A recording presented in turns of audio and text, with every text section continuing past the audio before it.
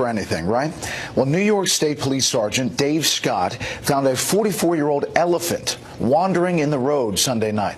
Firtha was orphaned when she was a calf in Vietnam, actually. Firtha was hit with napalm, believe it or not, during the Vietnam War. She now calls the sanctuary for animals her home. But when the electric fence there was left off, Firtha decided to take a walk. While most people would find this discovery surprising, jarring, Sergeant Scott played it cool. I figured in the last 22 years that I've been here, I figured that it would happen at some point, and it did. There you go. He was fine. It's okay. Thanks for inviting us into your home tonight. That's it for this special report. Fair, balanced, and unafraid. The Story, hosted by Martha MacCallum, who may have the same voice issue. I don't know. I do. I do. Thanks for the sad elephant story, though. I know. Sorry. Yeah, thank you. Good night, Brett. All right. Breaking tonight. Official word now that the Deputy National Security Advisor, Mira Ricardel, is out. The First Lady's office made it clear yesterday that she was on rocky ground, and we are now learning that John Bolton was in Asia and unaware that the axe was about to fall on his second in line. And tonight, the Homeland Security Secretary has just wrapped up a tour on the border with the Defense Secretary. There may be an effort underway to keep her in her position, but the rumors are swirling as they often do. Sometimes it means a move is coming, sometimes it doesn't. The president ignoring questions today about all of this at the White House this afternoon. And that is where correspondent Leland Vittert stands by for us this evening. Hi, Leland. Hey, Martha, as you point out, oftentimes it is so difficult to tell which comes first. The rumors about somebody being on the chopping block or them actually being on the chopping block. Kirstjen Nielsen, though, clearly is on very much shaky ground tonight. President Trump speaking to the Daily Caller in an interview today. I will be making a decision on Homeland, meaning Homeland Security Secretary, shortly. I have not made decisions yet. I will be making changes on various things. It's widely understood that the president is less than happy with how she is dealing with the caravan. The question remains over how long Chief of Staff John Kelly will remain in his post. Kelly and Nielsen are very close. That same interview, when asked about Kelly, the president cryptically responded, "Always in an administration after the midterms, we make changes." The leading public contender to replace Kelly is Nick Ayers, who currently serves as the vice president's chief of staff. Unclear what, if any, role the First Lady is playing in the staff shakeup, but despite her unambiguous statement yesterday about Mira Ricardel of the National Security Council, here is the statement. It is the position of the office of the First Lady that she no longer deserves the honor of serving in the White House. Now a source tells Fox News that the First Lady was merely expressing her opinion, not calling on Ricardel to be fired. There was a reported falling out between the First Lady's office and Ricardel over Mrs. Trump's recent trip to Africa. The statement from the First Lady's office came out while Ricardel's boss, National Security Advisor John Bolton, was out of the country, adding to the chaos of such an unprecedented statement from the East Wing. From the West Wing this evening, in the past 45 minutes, Mira Ricardel will continue to support the president as she departs the White House to transition to a new role within the administration. Martha, unclear what that role is going to be. If this has you wondering whose job at the White House is safe, you are not alone among those even who work in the West Wing. Leland, thank you very much. So joining now by Ari Fleischer, former White House press secretary under President George W. Bush, Jason Chaffetz, former House Oversight Committee chairman, and Jessica Tarlov, director of research at Bustle.com, all our Fox News contributors. Ari, let me start with you. You have worked in the West Wing. What do you read here in these tea leaves? Well, let me make 2 points. Number one, most Americans don't know the names of anybody who works at the White House other than the president and the vice president, and they don't care. They just care about the decisions that are made. Second point, this is one chaotic White House. And I have never in my life, as much as I've gotten used to the chaos of the Trump White House, seen a first lady have to go public and issue a statement. I'm just stunned that this wasn't handled privately, that it reached the boiling point where she felt the need to go out and issue something publicly. Yeah, but she's far from the first lady, from the first lady, Ari, who has expressed her displeasure. Hillary fired the entire travel team, and there are other examples. But she just did it, and it was not. She put out a press statement urging for it to be done. and that backfired on Hillary. My point is here, first ladies have tremendous power. They have the power of talking to the president, and then the president makes that power felt. In this instance, I don't know why she had to go public. It tells me she went to the president, he didn't do it, and yet she still had to go public. That's chaotic. Jason? Well, look, I'm with the First Lady on this one. It's rare to none that the First Lady says much of anything, and it must have been awfully bad. I think it also is very telling that this comes roughly a month after she took this trip into Africa, and it may be more about the aftermath. I mean, they may be squabbling about a seat on an airplane was one of the reports, but how that went down and what did and did not happen, if somebody wasn't truthful, if somebody was maybe exaggerating what happened or changing their story, you very quickly in a small office like the West Wing, you start to understand that maybe that gets under the skin of somebody. So I think Melania Trump, I think she has earned the trust of so many of us because she does speak so infrequently. To make this hard stand and make such a statement is very compelling. And I think it's probably best that they separate and go different ways. It sounds from some of these reports, Jessica, like she may have been speaking for other people as well. There were reports that this woman, Mira, was, sort of bullying people, talking down to them. And as Leland rightly pointed out in his intro here, sometimes there are stories that get out there because other people want other people to be fired. So they start saying nasty things about them. And, time will tell. Absolutely. We certainly know about leaking in this White House for a certain purpose. And to Jason's point, we don't really know what happened aboard that flight or on that 2-week trip. But obviously, the First Lady was extremely displeased with her interactions with this woman. Bloomberg is also reporting this evening that she had a bad reputation for being inflexible within the West Wing. And when you think about how chaotic and kind of fly by the seat of their pants this administration is, her kind of more George Bush type approach to working in the West Wing, that's where she came from originally, a few years back with Ari, I guess, might not have fit in with the vibe of this White House generally, and not just been a problem that Melania had with her. I want to play a soundbite from my interview a couple weeks ago with Christian Nielsen. Watch this. Ambassador Bolton has a big job to do.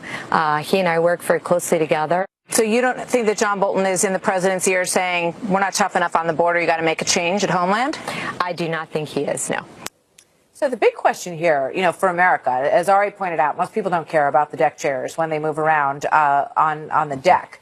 But they do care about Homeland Security, and they do care about who's running the country, Jason. So when you look at this administration, you look at the cabinet, do you think changes need to be made, or is this not appropriate? Well, the president's taken a very tough stance on immigration. And, when you talk to people kind of within the bowels of the organization, there's a lot of frustration that maybe Secretary Nielsen has not moved things fast enough, moved them aggressively enough. Done? I mean, Congress really has to make these changes. Oh, yeah. She's not going to pay for the wall. She's not going to build the wall herself.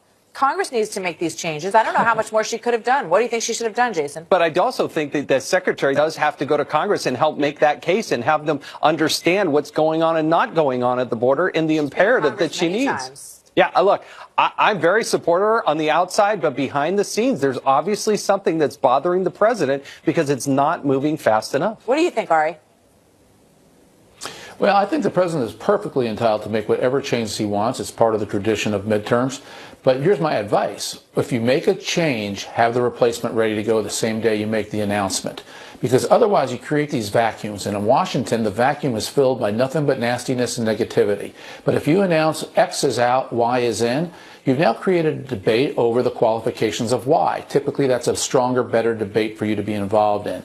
So make whatever moves you want to make, but then have those names ready to roll same day. Yeah, great point. And everybody obviously knows that they serve at the pleasure of the president. And it's my experience that when you watch these changes happen, it's a big dust up for about 24 hours, and then everybody gets used to the new person, and that person steps in front of the microphone, and everyone accepts that person as the new one that they are hearing from, Jessica. And yet I hear, all across many other media outlets, every third day pretty much, that there is complete meltdown, that the White House is melting down, that it's practically not functioning, and yet it seems to go on.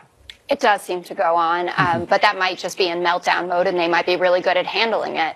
To your question that you posed to Jason about what else she could have done, I think that the president has not enjoyed some of her media appearances, like with our own Chris Wallace, where he really pressured her about the caravan, talking about the women and the babies who are in there, and the president's language that these are MS-13 members, gang members, they're drug trafficking, they're bringing an infestation, etc. She also struggled during the family separation policy, not her first outing, but when she had to come out again and face the press on this issue.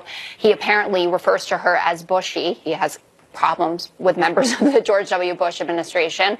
And I think that he might be looking at someone like a Chris Kovach, if I'm pronouncing that properly, from Kansas, who didn't win his race, someone that's a hardliner on immigration, who also shares his point of view about voter fraud, which has been debunked. So I think that he is looking for someone who is more hardline if he is going to be replacing her. All right. Thanks, everybody. Great to see you tonight. Thank you. So is the president about to get a deal, speaking of that, to secure the border? And what would he have to give a bid on to get it from Congress in the lame duck session? Democrat Congressman Eric Swalwell joins me next on that. You can come up with the greatest border plan, the greatest immigration plan. You won't get one vote from a Democrat.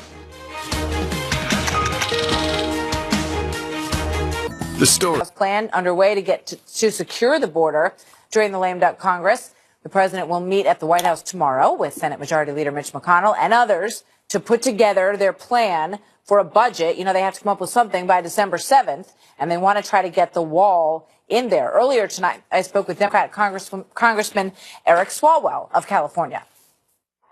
Good to have you with us this evening, Congressman. Thanks for being here. Thanks for having me back. So they're going to try to get a budget deal through, and they want to connect wall funding and the relief for California. Is that something that you could sign on to? I hope we can get that through, Martha. We're also going to insist that we protect the rule of law in our country and the Mueller investigation. That's going to be something Democrats will insist on as well. But ideally, we can have border security. I don't know if that's necessary. A physical wall, as the president wants. I think we want to be smart about our security, take care of people in California, and make sure that we protect investigator's right to investigate. You're open to that. Well, now, what form exactly does it take protecting the Mueller investigation? The president has said, that he's not going to try to impede it, and that he has been letting it go forward for more than 2 years, and is waiting for it to wrap up. So what would that look like, a protection for that? I wouldn't call what the president's doing as letting it go forward. He fired James Comey. He's fired Andrew McCabe. He fired Jeff Sessions. He seems to have done just about everything you can do to stop or impede the true, first of all. I mean, Andrew McCabe was fired by the Justice Department for leaking to the press. So, not everything on that list was... The president fired Andrew McCabe. The Department of Justice fired Andrew McCabe. The Department of Justice works for President Trump. That's true, but you know why Andrew McCabe was fired, and it did not come directly from the White House. However, we could go back and forth on that for a while. So tell me, what does the language look like that would protect the Mueller investigation, and that you would be willing to sign on to, that goes to secure the border and also help the folks in California? Yeah, so Martha, as far as the special counsel, it would be that he or she, because it could be someone else at another time, could only be fired for cause, and that it could be reviewed by a court panel. Now, as it relates to border security, yes, I want to make sure our border is secure, and we've got a lot of technologies we could deploy, but a physical 2,000-mile wall to the tune of $20 to $40 billion, I don't think is the way to do it. And of course, we want to make sure that there's immediate relief for families who've lost their homes to this devastating fire, and that we smartly rebuild out of it. Do you think that could possibly get done in the lame duck Congress before the end of the year? Yes. We're going into these negotiations with an open mind and wanting to collaborate where we can. Okay. Getting back to the Matt Whitaker question, you said that you felt that he had been hired as an assassin to kill the Russia investigation. What evidence do you have of that? Well, there was a Vox story that the president and Matt Whitaker have been... Vox, V-O-X. Yes, I'm familiar. Vox story that Matt Whitaker and the president have been plotting for months to take over this probe. Matt Whitaker has prejudged the Mueller investigation throughout the last 2 years. And so, again, we want to make sure that he recuses himself and that Bob Mueller treats the president like any suspect, and that politics does not play in this investigation.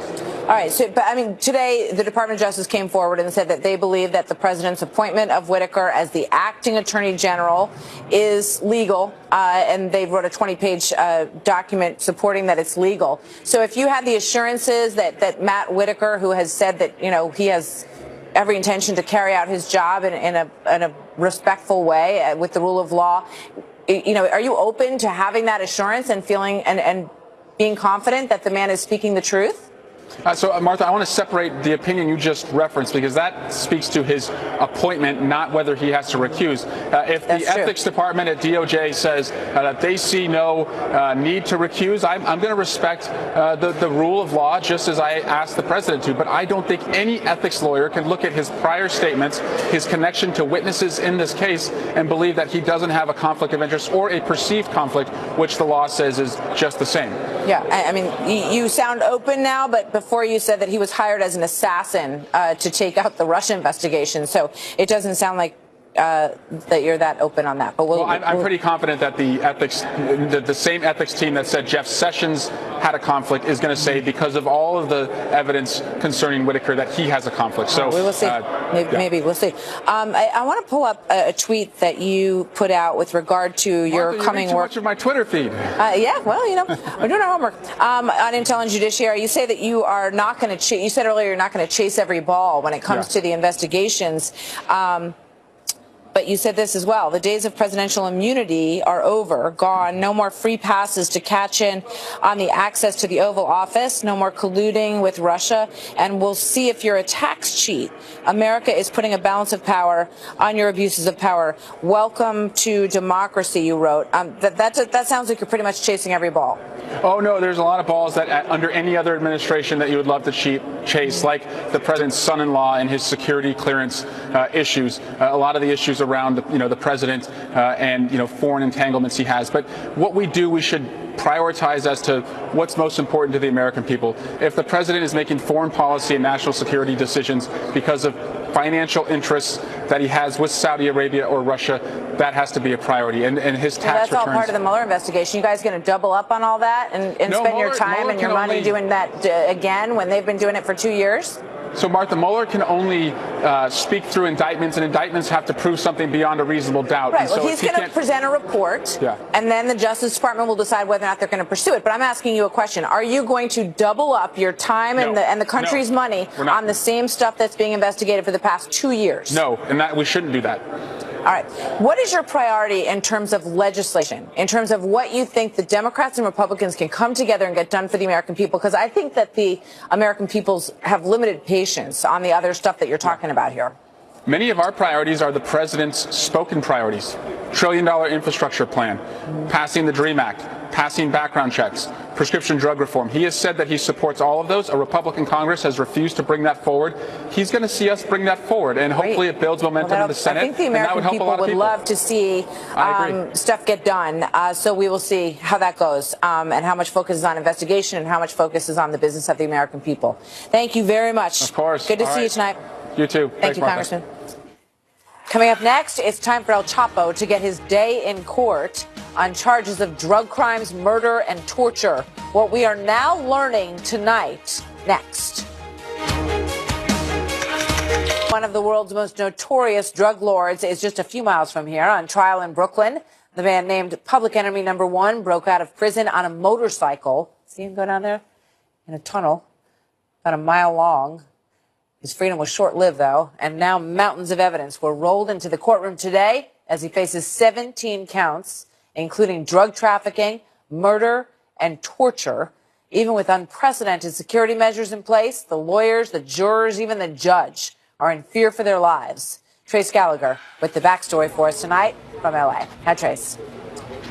Hi, Martha. 2 days into what could be a 4-month trial, and prosecutors are laying the groundwork for extensive audio and video evidence along with dozens of cooperating witnesses. The federal government plans to paint El Chapo as the leader of the feared and infamous Sinaloa drug cartel, which spanned continents and triggered waves of bloodshed, murdering enemies and family members alike. El Chapo is said to have armed his men with assault rifles, while he himself carried a gold-plated AK-47 and a diamond-encrusted handgun. But the defense defense says Joaquin El Chapo Guzman was the leader of nothing, that his reputation as a drug kingpin is a myth, an urban legend, pointing out that even with Guzman in prison, cocaine continues flooding into the U.S. at impressive levels. For now, the defense is saying very little publicly. Watch. I really don't want to run afoul of any of the court orders. I respect the judge, and I don't want anybody to think that I'm not following the rules. I'm a rule follower. Yeah. Attorneys on both sides and the anonymous jurors are getting armed escorts to and from the courthouse, a building that has become a fortress, including heavily armed federal marshals, bomb-sniffing dogs, and 2 separate security clearances to get inside the court. No surprise, considering El Chapo has proven to be a man with great resources, famous for his elaborate prison escapes. In 2001, while serving a 20-year sentence in Mexico, El Chapo broke out of a prison by hiding in a laundry cart. He was recaptured in 2014, only to escape again in 2015 through a hole in his cell that led to that mile-long tunnel you referred to. It just happened to have a motorcycle waiting. Experts say the tunnel took at least a year to build and clearly had inside help, a benefit of having a $14 billion empire. El Chapo was extradited from Mexico nearly 2 years ago. And finally, we should note that 2 days in, 1 juror is out because of too much stress. Oh. Martha. All right. It's going to be stress. Very stressful. Thank you very much, Trace. So coming up, Kim K and Kanye went to the White House. What do you want this meeting to lead to in terms of president? Honestly, from our standpoint, this was just set up to be a lunch of 2 people that I like, and I guess they like me. But now it looks like it may be more than just lunch.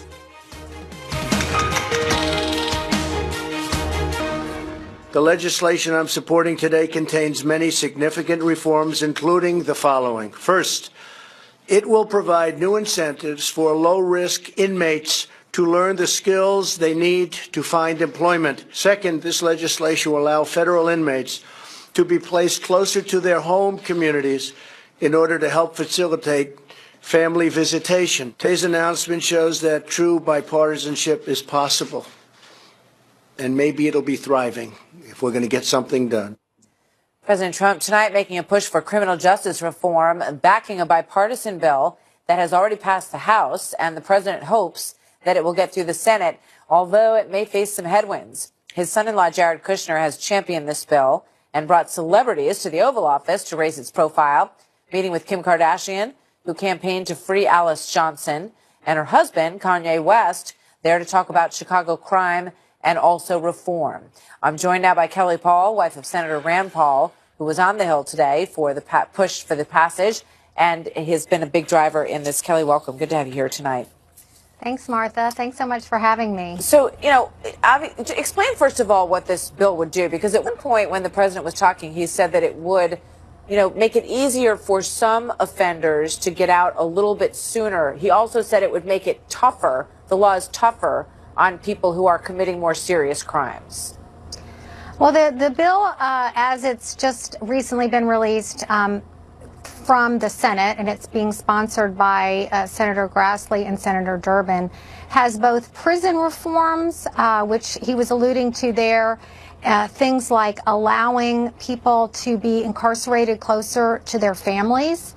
We now have people that are literally many days' drive away, and we have more women incarcerated than ever before, more mothers. So that is, I think, something that almost everyone would agree on. It also has, as he was saying, more opportunities for people while they are incarcerated to get training, to get drug and alcohol rehabilitation, to anger management, mental health, all these things that would give people possibilities for basically redemption when they get out, ways to have a job, and hopefully a lot less recidivism.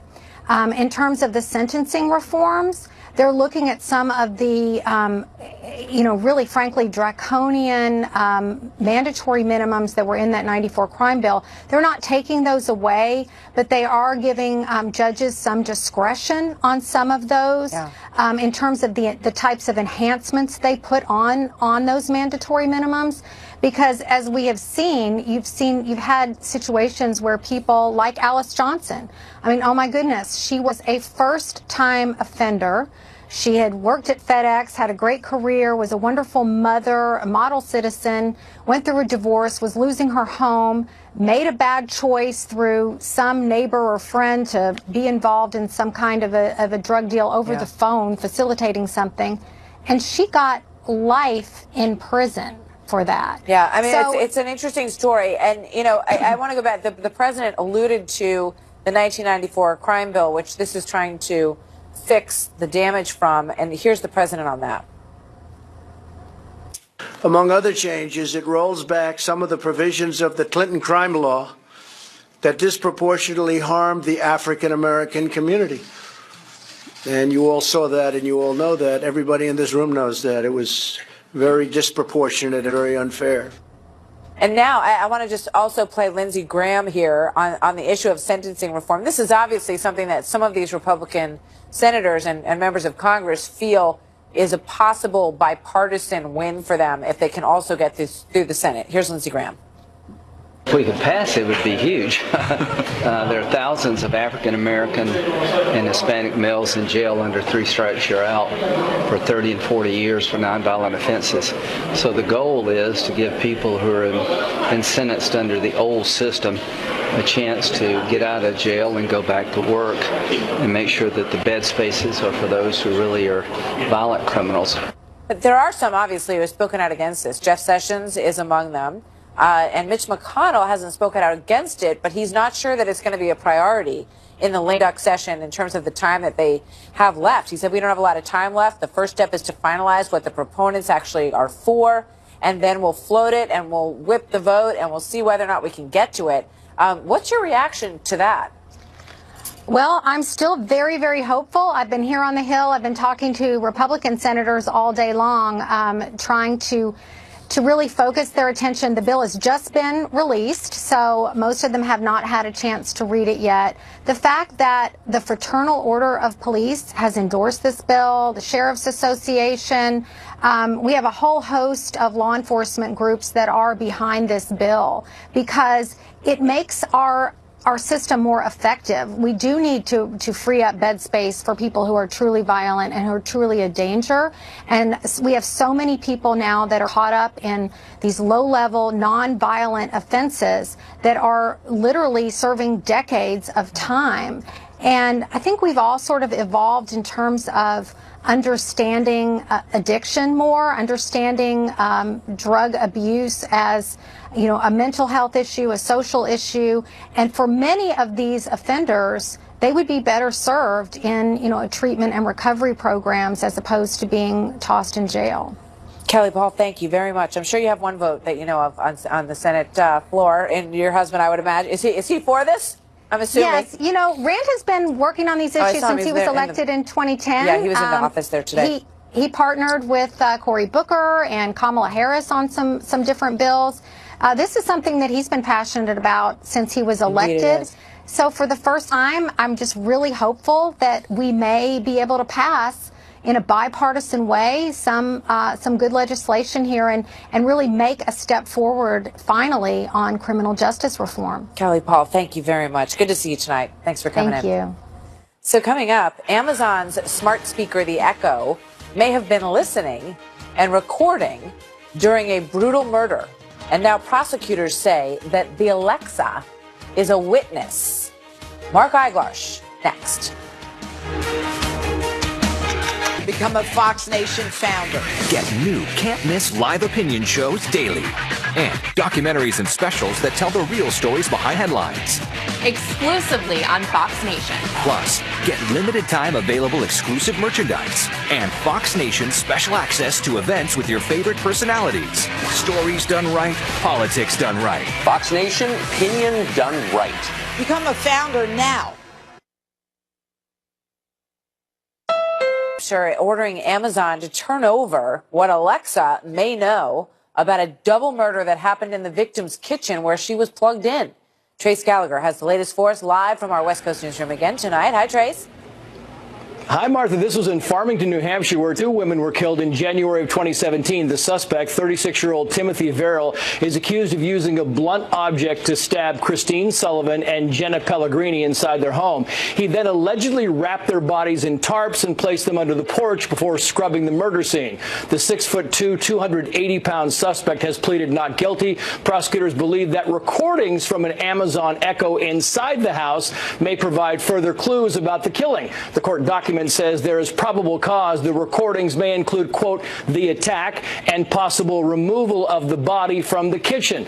Police seized the Echo device when they secured the crime scene, but all of the recordings are stored on Amazon servers. So now a New Hampshire judge has ordered Amazon to turn over 2 days of recordings along with any information about cell phones that may have been linked to the smart speaker during that time period. Initially, Amazon pushed back, releasing a statement saying, quote, Amazon will not release customer information without a valid and binding legal demand properly served on us. Amazon objects to overboard or otherwise inappropriate demands as a matter of course. But because New Hampshire doesn't provide electronic access to court records, it remains unclear if the search warrant on Amazon has been served or if Amazon complied. We can tell you a few years ago, Amazon was also asked to turn over data from an Echo device found at a murder scene in Arkansas. After first refusing, the company later agreed. But experts say it's a fine line because tech companies want their smart speakers to be helpful assistants, not unwanted snoops. Martha.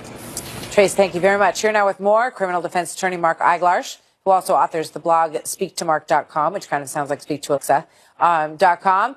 But, you know, I'm fascinated by this, Mark, because these devices are on in so many homes across America now. And Amazon downloads the information and uses it for advertising purposes. So they have these recordings of what's been said. Talk to me about the prosecutor's desire to have this one and to have the information uploaded for them. I get their desire to want to get it. They need to prove a brutal double homicide case. The problem is the argument that Amazon's making is, well, it's overbroad, it's invasive, it's a violation of privacy, they're on a fishing expedition. And if I'm making the argument on behalf of Amazon, which I'm not, but if I was, I'd say the only time that the recordings kick on is when you say the wake word, Alexa. So what leads prosecutors to believe that at any point the alleged murderer said, Alexa, and then said maybe things like, how do you get rid of bloodstains? How do you dispose of bodies? Why do they believe that the recordings will provide evidence to prove this double homicide case? But, I mean, Mark, sometimes it does kick on without saying clearly that word, Alexa, or whatever you've named it.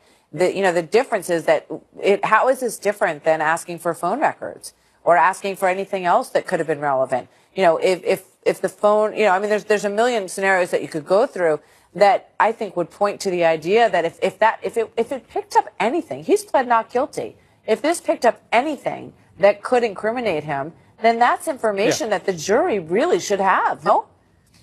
Absolutely. And so if we're talking about this guy and assuming that he's guilty for one moment, then screw him. Who cares? Let's grab everything. But this is not about just this guy. This is about potentially his neighbors. It's about us. It's about precedent, where then law enforcement can then take this ruling and then say, you know what?